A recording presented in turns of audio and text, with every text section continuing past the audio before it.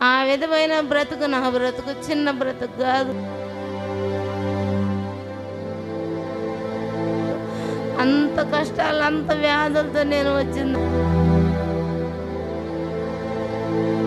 అసలు బ్రతుకుతుందనే నమ్మకం ఒక పాయింట్ కూడా లేకుండా ఇక్కడికి వచ్చి హాస్పిటల్కి పోతే 15 రోజులు 20 రోజులు అట్టుండాల్సి వచ్చేది.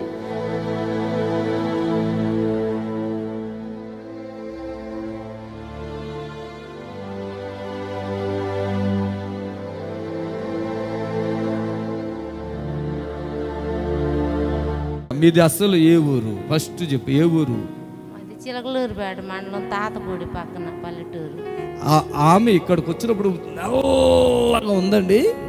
తర్వాత పెద్దగా కడుపు అండి, ఈవిడికి పెద్ద కడుపు. ఎంతలో కాలు ఎంతలో ఉండేదమ్మా ఆ రోజు?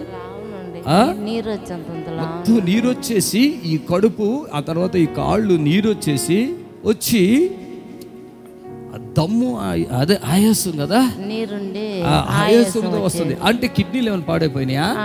కిడ్నీ ఒకటి కొంచెం డ్యామేజ్ వచ్చింది అన్నాడు. మందులు తిని ఏం మందులు తిన్నావు? ఆయుర్వేద మందులు తిన్నాను, హోమియోపతి మందులు తిన్నాను, ఇంగ్లీష్ మందులు తిన్నాను. ఆ మందుల వల్ల డ్యామేజ్ వచ్చింది కొంచెం అని అన్నాడు. ఆయన మందులు ఆడాడు. అదిగో ఇదిగో నాకు 50 ఏళ్ళకి. తర్వాత ఇంకా అది అట్టనే ఇడిచిపెట్టి ఊరుకొని టీవీలో చూసి అయ్యగారి దగ్గరకు వచ్చాను. అయ్యగారు స్వస్థపరిచాడు. ఎన్ని సంవత్సరాలు రోగాలు నీకు మొత్తం? 15 సంవత్సరాల చిల్లర ఉందండి. అసలు ఇక్కడికి వచ్చినప్పుడు అండి తిండి ఏంటో అడగండి. అసలు చెప్పు, ఏం తిండి తినేదానివి? ఏముంది, ఆయిల్ ఫుడ్ ఏది తినొద్దు అన్నాడు. నూనె లేకుండా కూర. ఏ డాక్టర్ గారు ఆయన? ఆయన గడుగోటి అంగడి సుబ్బయ్య గారు అని. ఆయన పేరు ఆయన సుబ్బయ్య గారేనా? ఈమె సుబ్బమ్మ, ఆయన సుబ్బయ్య గారు చెప్పాడంట. ఏమని చెప్పాడు?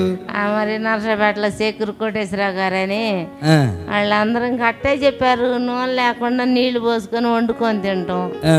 ఇంకట్టే తింటా ఉండేదాన్ని. అయినా కానీ నాకేం రిలీఫ్ రాలేదు. టీవీలో చూశాను. టీవీలో చూసి అయ్యగారి నెంబర్ చిన్నగా ఎట్ట నా తడొక రెండు అట్ట నెంబర్లు నోటెడ్ చేసుకొని 10 నెంబర్లు అయ్యగారికి ఫోన్ చేస్తే, అక్కడ కాదమ్మా నువ్వు వీడక రా అన్నాడు. అడ్రస్ చెబితే వస్తాను సార్ చిన్నగా అన్న. అంటే ఇక అడ్రస్ చెబితే అడ్రస్ ప్రకారంగా చిన్నగా 2 రోజులు ప్రయాణం పట్టింది పోస్ట్లో మాకు రావటానికి. ఇక్కడికి తెలియదు. థైరాయిడ్, బ్రెయిన్ షుగరు, మాకు అంతంతలాను వాసిపోయేది. అసలు కళ్ళు కనపడే కాదు. అట్ట ఎక్కువైతే షుగర్ కళ్ళు కనపడకుండా మొత్తం నీరు బొబ్బలు వచ్చేది. నీరు బొబ్బలు రాగానే హాస్పిటల్కి పోతే చెయ్యి పట్టుకొని తీసుకెళ్ళేవాళ్ళు. హాస్పిటల్కి పోతే 15 రోజులు 20 రోజులు అట్టుండాల్సి వచ్చేది. ఆ విధమైన బ్రతుకు నా బ్రతుకు చిన్న బ్రతుకు కాదు.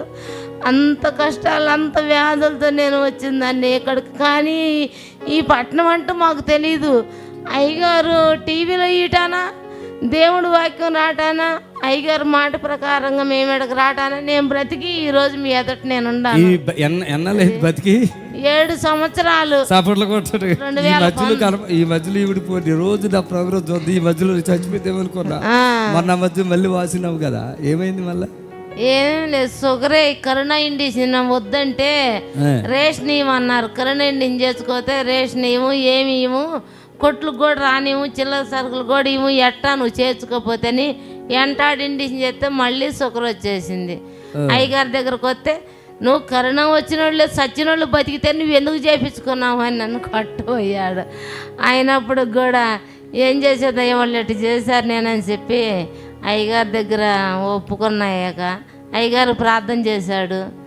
ఇంకా ఏం కాదులే పో అని అన్నాడు. అట్టనే ఉండా. ఈమె తరపున ఇప్పుడు ఎంతమంది హెచ్ఐవి కాళ్ళు వేళ్ళు ఎంతమంది బాగుపడుతున్నారు. అవును, 7 సంవత్సరాల క్రితం సంగతి ఇప్పుడు చెప్పింది. ఇప్పుడు వాళ్ళది కాదు ఇది.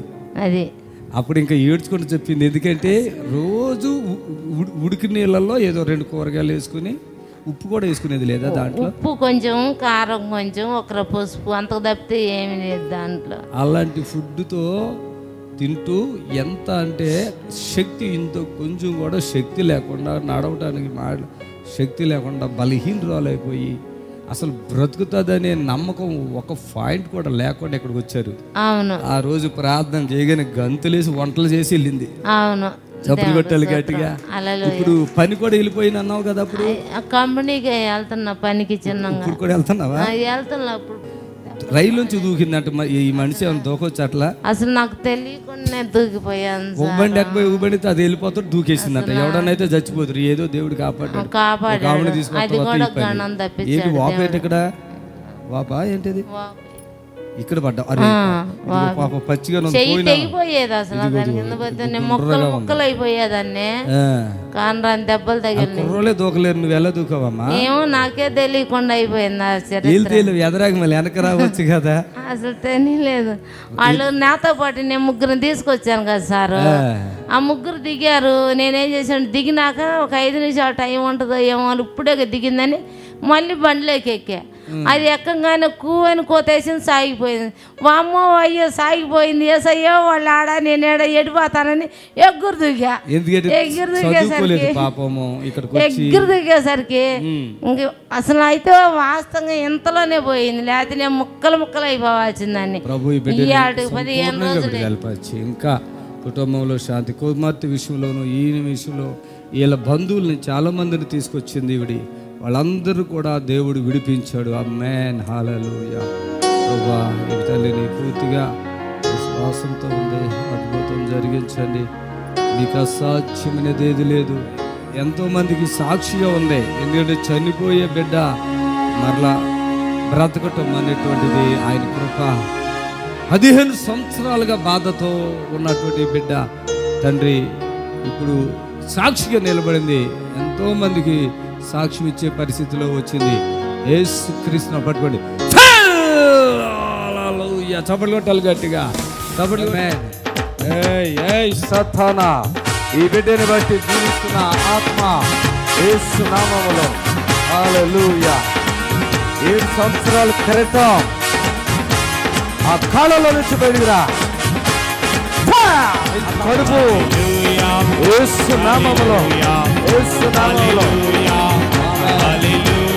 ఆమేన్, హల్లెలూయా, ఆమేన్, హల్లెలూయా, హల్లెలూయా, హల్లెలూయా, హల్లెలూయా, హల్లెలూయా, హల్లెలూయా, హల్లెలూయా. నీకే స్తోత్రం పరిశుద్ధాత్మ, నీకే స్తోత్రం. హల్లెలూయా, హల్లెలూయా, హల్లెలూయా, హల్లెలూయా.